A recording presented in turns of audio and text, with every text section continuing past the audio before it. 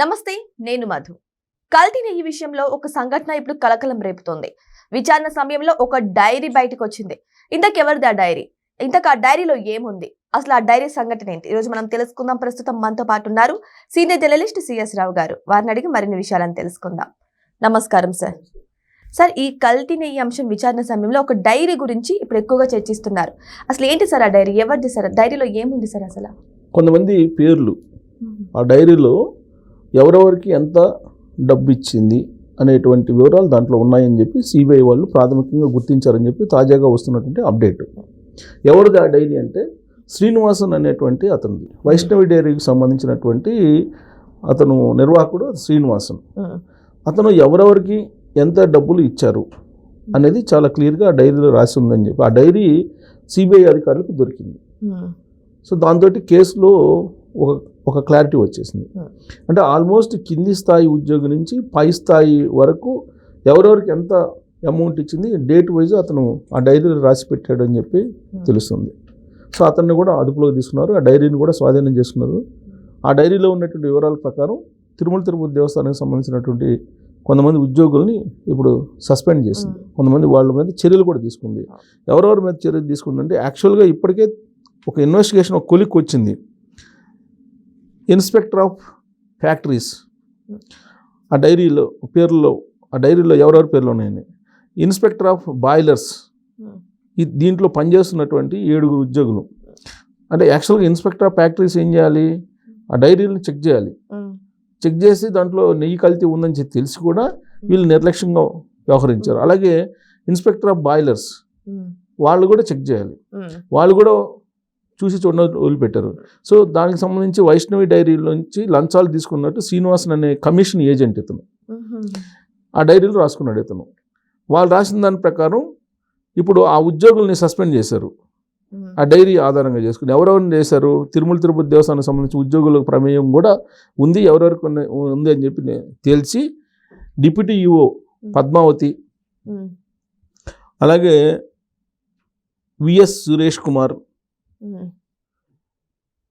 జ్యోతీశ్వరుడు, పార్థసారథి, భోపాలన్, మురళి, వెంకటరమణ వీళ్ళ మీద చర్య తీసుకుంటున్నారు. ఎందుకంటే డైరీలో వీళ్ళ పేర్లు ఉన్నాయని, డబ్బులు తీసుకున్నారు, లంచం తీసుకున్నారని. వీళ్ళు ఎక్కడోళ్ళు అంటే గోదాములు, అక్కడ ఉన్నటువంటి తిరుమల తిరుపతి దేవస్థానానికి సంబంధించినటువంటి గోడామ్స్ ఉంటాయి కదా, నిల్వ చేసే సరుకులు నిల్వ చేసే గోడాముల్లో వీళ్ళు విధులు నిర్వహిస్తారు. సో ఈ కేసులో ఇప్పటికే ఉన్నత ఉద్యోగులు అలాగే ఈ ఉద్యోగులు కానీ మొత్తం మీద 9 మంది ఉద్యోగుల ప్రమేయం ఉంది. వీళ్ళు 9 మంది తీసుకున్నారు, డబ్బులు తీసుకున్నారని తేల్చారు.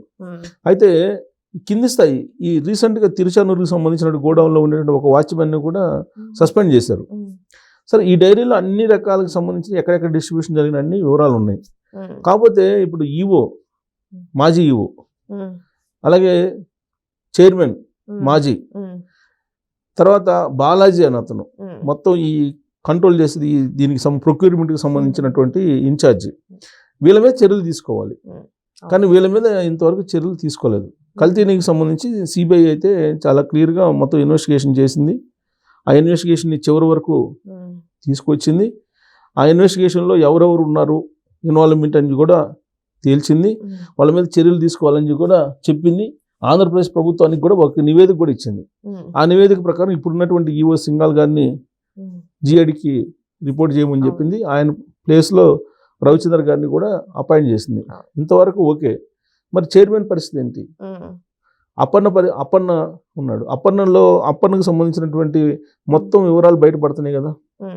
అప్పన్నకు సంబంధించిన అకౌంట్లో దాదాపు 4 కోట్ల చిల్లర, 4,60,00,000 పడ్డాయి. మరి వాటి వివరాలు అయింది, అవి ఎక్కడి నుంచి పడ్డాయి?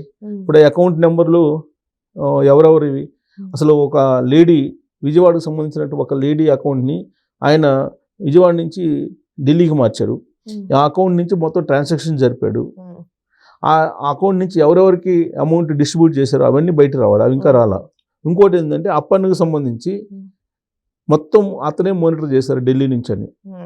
ఈ మొత్తం వ్యవహారాన్ని అతనే ఈ పాల డైరీలకు సంబంధించినటువంటి నిర్వాహకులతో కానీ లేదా తిరుమల తిరుపతి దేవస్థానానికి సంబంధించిన ఉద్యోగులతో కానీ ఆయనే డీల్ చేశాడు. విచిత్రమైనటువంటి పరిణామం ఏంటంటే శుభదం అనేటువంటి ఒక ఇది ఉంటుంది, ఇది తిరుమల తిరుపతి దేవస్థానానికి సంబంధించిన దర్శనం. ఓకే ఓకే శుభదం. ఈ శుభదంలోకి దాదాపుగా 6,800 పైగా 6,800 మందిని పంపించారంట శుభదానికి. ఒక మామూలుగా మనం ఒక దర్శనానికి వెళ్ళాలంటే తిరుమల తిరుపతి దేవస్థానంలో సాధ్యమా? అసలు కాదు, సాధ్యమే కాదు. టైం పట్టింది అసలు గంటలు ఇది సర్వదర్శనానికి వెళ్తే, ఫ్రీ దర్శనానికి వెళ్తే అసలు ఫ్రీ దర్శనం కాకుండా మనం వెళ్ళొచ్చు? అసలు వెళ్ళే అవకాశం ఉందా? లేదు సార్, ఎవరికి లేదు. కానీ ఇప్పుడు శుభదం దాంట్లో ఇతను దాదాపు 6,800 మందికి పైగా పంపించాడు. ఇది ఒక కుంభకోణం బయటకు వచ్చింది. ఇది చిన్నప్ప అన్నది. మరి చిన్నప్ప అన్న ఫోన్ చేసి చెప్తే ఏ దర్శనం కావాలంటే ఆర్జిత సేవలు, కళ్యాణాలు, ఇవన్నీ చాలా బయటకు రావాల్సి ఉంది. దాని మీద కూడా ఇన్వెస్టిగేషన్ చేస్తున్నారు. ఇప్పటి వరకు బయటకు వచ్చింది ఏంటంటే శుభదం ఒకటే బయటకు వచ్చింది. ఆర్జిత సేవలు కనుక బయటకు వస్తే అసలు ఇతను వెంకటేశ్వర స్వామి సేవలను ఉపయోగించుకొని ఎంత డబ్బు సంపాదించాడో కూడా బయటకు వస్తుంది. ఇప్పుడు కల్తీ నెయ్యికి సంబంధించిందే బయటకు వచ్చింది. కల్తీ నెయ్యికి సంబంధించి ఆ విధంగా ఢిల్లీలో నుంచి ఇక్కడ ఎట్లా నడిపాడు ఇవన్నీ ఆల్మోస్ట్ సిబిఐ సేకరించింది. పైగా వైవి సుబ్బారెడ్డి గారి లెటర్ ప్యాడ్ మీద వైవి సుబ్బారెడ్డి గారి నెంబరు అలాగే ఇతని నెంబరు కూడా ప్రింట్ వేయించారంట.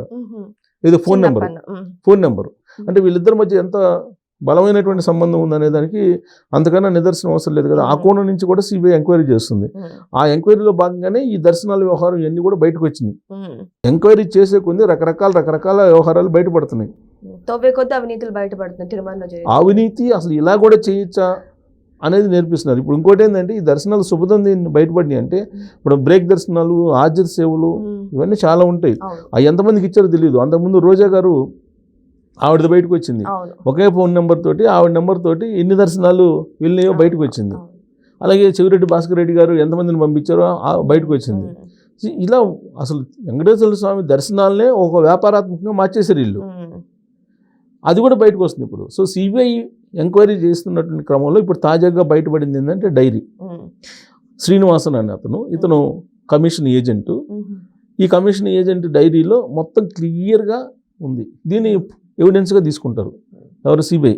రేపు షార్ట్ షీట్ వేసేటప్పుడు కూడా దీన్ని ఎవిడెన్స్గా చూపించేదానికి అవకాశం ఉంది. ఆయన శ్రీనివాసన్ ఎందుకు సార్ డైరీలో రాశారు మొత్తం పేర్లు?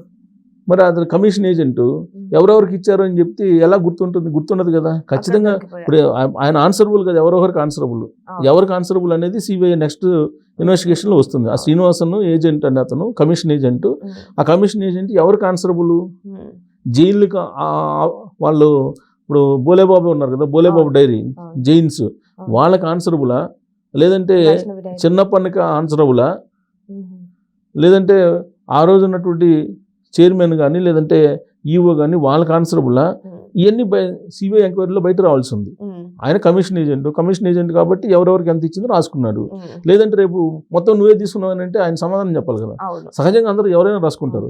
సో అలా డైరీ రాసుకున్నారు. అందుకే ఇప్పుడు ఏదైనా సరే జనరల్గా చెప్తుంటారు, ఇన్వెస్టిగేషన్ చేసేటువంటి ఆఫీసర్స్ని అడిగితే చెప్తారు, ఒక దొంగతనం జరిగినప్పుడు ఖచ్చితంగా ఆ దొంగతనానికి సంబంధించినటువంటి క్లూ ఏదో ఒకటి ఉంటుందంట. దానికి ఆ సంబంధించినటువంటి దొంగతనం జరిగినటువంటి ప్లేస్లో ఏదో ఒక వస్తువో లేదంటే ఏదో ఒకటి దొరుకుతుందంట. అలా ఇప్పుడు ఇన్వెస్టిగేషన్లో ఈ డైరీ దొరికింది.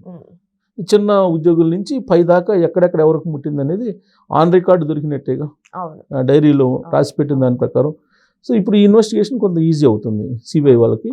షార్ట్ షీట్లో వీటిని పొందుపరుస్తారు కాబట్టి ఖచ్చితంగా శిక్షలు పట్టడానికి అవకాశం ఉన్నటువంటి ఆధారాలు సేకరించారు సిబిఐ వాళ్ళు అని చెప్పి అనుకోవచ్చు. అయితే ఎవరికి శిక్షలు వేపిస్తారనేది మనం వెయిట్ చేయాలి. సో ఈ డైరీ వల్ల మాత్రం ఎవరెవరు ఎంత లంచం తీసుకున్నారని మాత్రం క్లారిటీగా ఒక నోట్ ప్యాడ్ లో రాసినట్టుగా అయితే ఆ డైరీలో రాయడం అయితే జరిగింది. మరి దీని ద్వారా మరి సిట్ దర్యాప్తు కూడా వేగవంతం అయ్యి మరి బిగ్ బాస్ వైపుకి వెళ్తుందా, ఎవరైతే ఈ నెయ్యి కల్తీలో ఎవరెవరు ఉన్నారో ఆ పెద్ద పెద్ద హస్తాలన్నీ కూడా బయటపడతాయి అనేది వెయిట్ చేసి చూద్దాం. Thank you so much. Thank you.